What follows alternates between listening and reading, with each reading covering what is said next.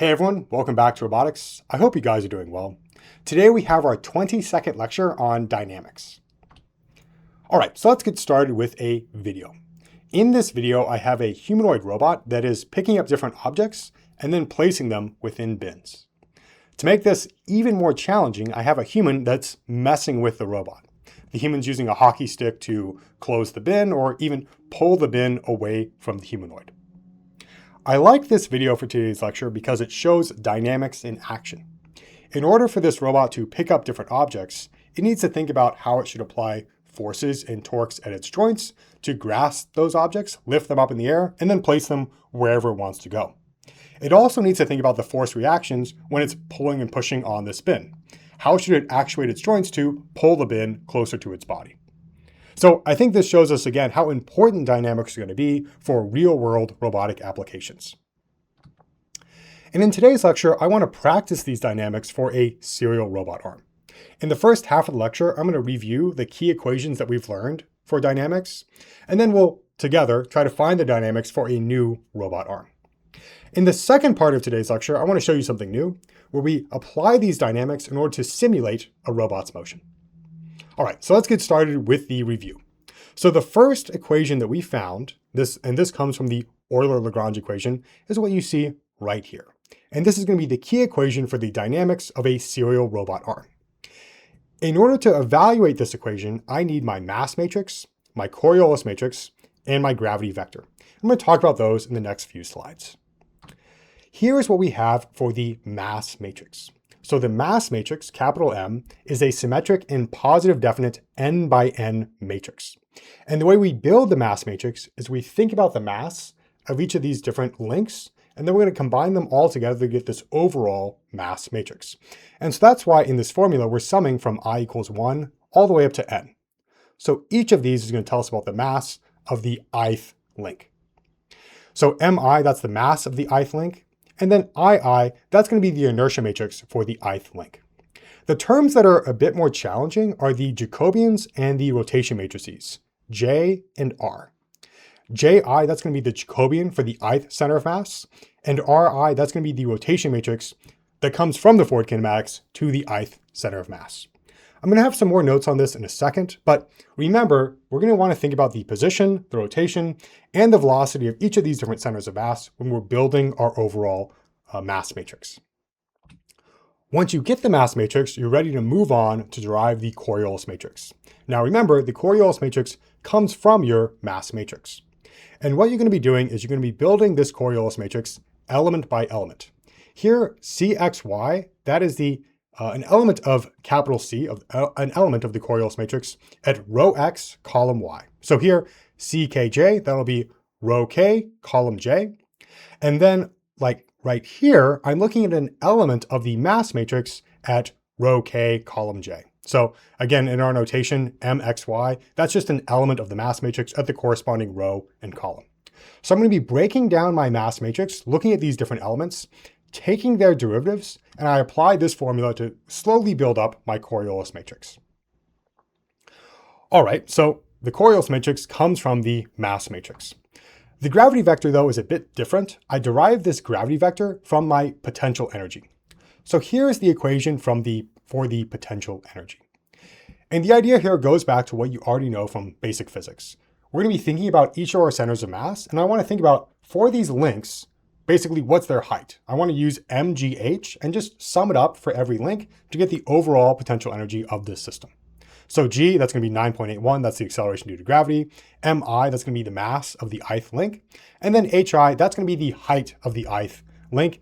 Just think about what axis gravity is acting along, and then find the corresponding height along that axis. You can directly get this from the forward kinematics you found when you were trying to get the mass matrix.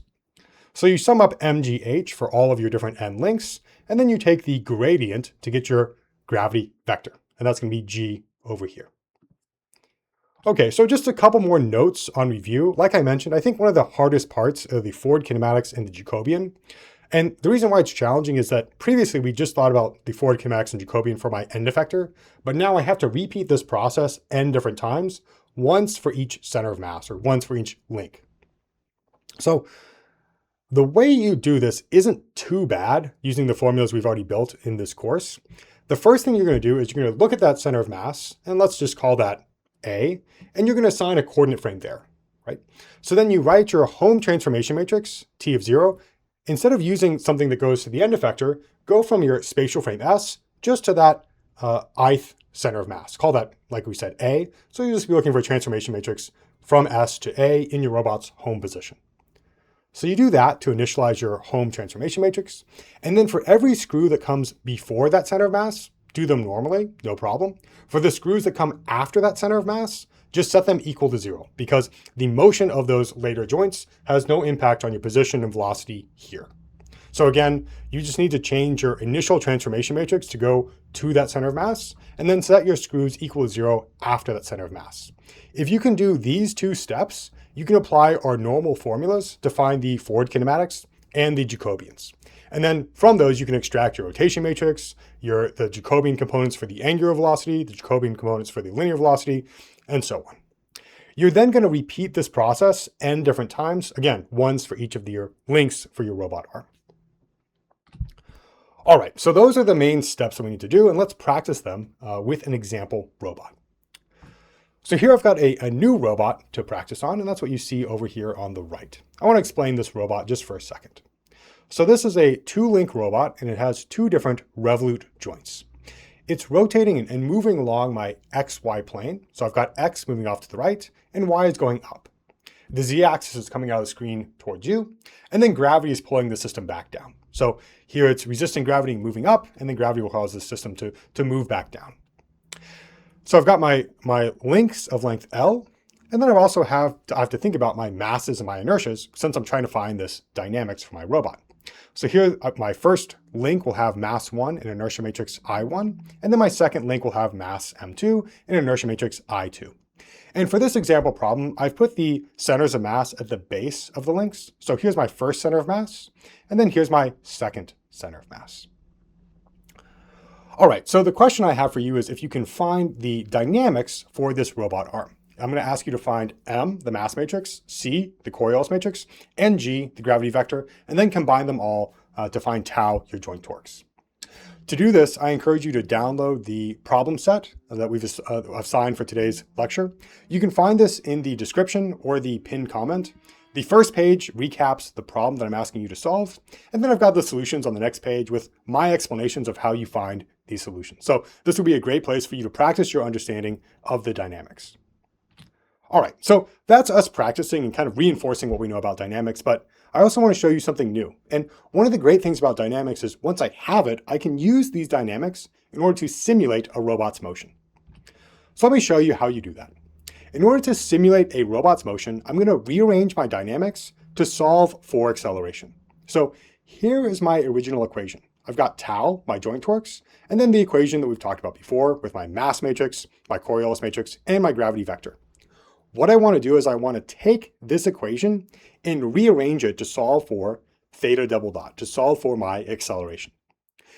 Now to do that, I'm just going to subtract C and G from both sides. So I'll have tau minus C minus G. So that'll move them over to this left side. The other thing I need to do is I need to multiply both sides of the equation by the inverse of the mass matrix. So that'll be M inverse right here. So this gives me an equation that I can use to find my acceleration. Now, you might be wondering, can I always take the inverse of the mass matrix?